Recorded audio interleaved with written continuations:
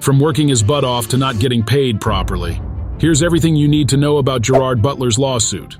We've all enjoyed watching The Olympus Has Fallen, but did you know that Gerald Butler claimed in a lawsuit that the producers hadn't paid him $10 million from the profits? Well, it may seem like peanuts for the actor, but he's here to play a long shot, and we're here for it. It all started when Butler and his production company, G-Base Entertainment, filed a lawsuit in 2021 in the Los Angeles Superior Court, claiming that certain producers had withheld his share of profits from a film despite allegedly earning substantial amounts. Just as we read, a film has made $1 billion. Now the share of the actors is not very much, unless they own a percentage of the production.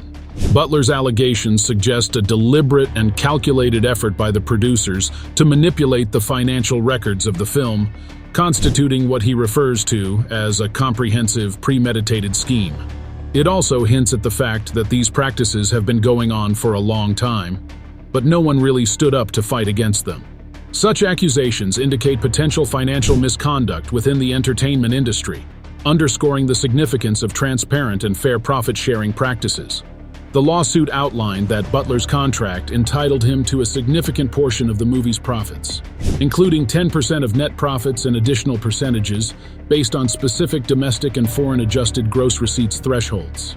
So, it's a bigger battle than we think. It's not about an individual and his share in the company. It's about how an individual is willing to fight a bugger case. And his production company was eligible for 5% of net profits, with Butler himself set to receive various bonuses tied to the film's box office performance. According to the claims in the lawsuit, Butler hired an auditor who discovered that the reported domestic receipts were understated by $17.5 million. And the producers' receipts were understated by $12 million, with $8 million allegedly being funneled to the executives. I mean, can you imagine the level of fraud, or should we say alleged fraud, that goes on in Hollywood? Not to mention, the lawsuit alleges that Millennium instructed distributors to deduct specific expenses, resulting in the underreporting of receipts. We can only imagine what happens in places where people don't recognize that something is wrong with the receipts. These findings point towards potential financial mismanagement and deliberate tactics to reduce reported profits and affect the shares owed to Butler and his production company. But the good thing is that he found out, and then he went all in to make sure he got his share of the pie. Butler and his concerns regarding the legal conflict between the producers and the Directors Guild of America adds another layer of concern. This separate litigation claims that the company's alleged failure to report profits has put the healthcare eligibility of the movie's director and assistant directors at risk. If these additional allegations are true, it could signify a consistent pattern in the business practices of the companies involved. And if an investigation is launched, there is a potential risk that the company will be trialed for other frauds too, suggesting a potential systematic issue with financial transparency and fair compensation within their operations. This pattern, if verified, would emphasize the broader implications of the company's practices on the well-being and entitlements of various professionals within the film industry. It's a downward spiral, one can say, where the issues are hardwired into the system. Now, disputes over substantial sums involving prominent figures like Butler may appear to be luxurious problems. They actually reflect a broader concern within the entertainment industry. We also have to understand that actors like Butler may be able to afford this financially, but people who have junior roles may not even be able to survive a case like this, because it takes so much money and time to fight these cars.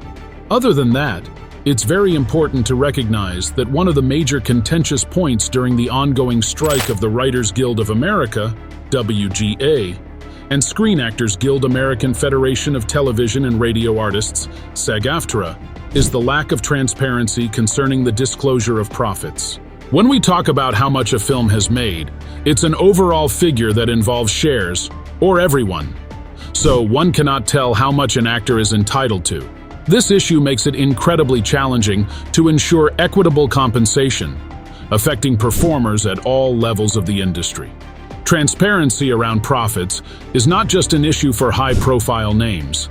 It's a critical matter that impacts the livelihoods of numerous professionals working within the entertainment sector. Based on the details from sources, it appears that Butler's contract for the film also entitled him to various bonuses and percentages of both domestic and foreign revenue, as well as net profits. However, the lawsuit highlights that New Image and Millennium Media allegedly engaged in deceptive practices, including understating their receipts and profits from the movie by a substantial amount. The complaint suggests that the companies may have neglected to report significant payments to their senior executives. It also deducted residuals that were never disbursed, potentially impacting the crew's eligibility for healthcare benefits. Such allegations, if proven true, could point towards serious financial irregularities and mismanagement within the production and distribution process of the movie. In the lawsuit, Butler claims that the distribution agreements were set up in a way that allowed the distributors to hide some of the money they made from the film. This means they didn't have to report all the money they received, and as a result, Butler didn't get his fair share. The lawsuit also suggests that the producers made deals with third-party distributors that prevented Butler from getting paid directly, giving the producers control over how they reported the movie's profits to Butler. The lawsuit implies that the producers' actions not only affected Butler, but also had consequences for the movie's director and assistant directors. They allegedly hid profits, and the producers put the healthcare eligibility of these crew members at risk, potentially causing more issues within the industry. The lawsuit includes claims of fraud, breach of contract, and intentional interference with contractual relations. The defendants argue that Butler can only make a breach of contract claim if there were no false promises or misrepresentations that Butler relied on, which could back up his claim for fraud. A trial for the case is set for January 2024. Now for a little context. This film is an action thriller film that garnered significant attention, leading to the creation of 2 sequels. With a worldwide gross of at least $170 million, the movie's success at the box office was notable. However, the producers allegedly informed Butler that the film only made under $100,000 in domestic revenue and less than $320,000 in foreign revenue between 2019 and 2021. This huge contrast between the reported earnings and the film's actual box office performance implies a substantial discrepancy in the financial figures presented to Butler. Despite requests for comments, both Millennium Media and their legal representative did not immediately respond.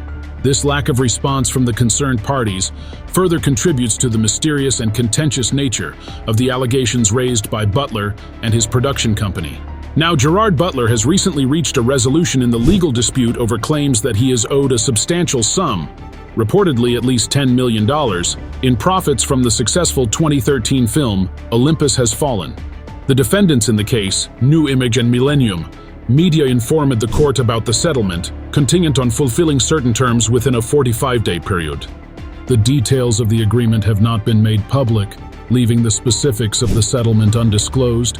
But let's see what happens with this in the future. We all know how long trials can take. But when public figures are involved in trials, the complexity and duration of the legal proceedings often escalate further. The spotlight on these cases tends to intensify, drawing heightened media attention, public scrutiny, and increased public interest. Because of this, the legal teams on both sides may engage in extensive strategies to ensure a comprehensive defense or prosecution. Also, the involvement of public figures may lead to additional motions, appeals, and efforts to protect their reputation, contributing to the prolonged and intricate nature of the trial. These factors, combined with the need for a thorough examination of every aspect of the case, can significantly extend the already burdensome timeline of American court trials. So, it's a long shot, but let's see what happens. All we can do is wait and keep an eye out. Let us know what you think of this in the comments section below. Before you go, please make sure to hit the like button and subscribe to the channel. We will be back with another one very soon.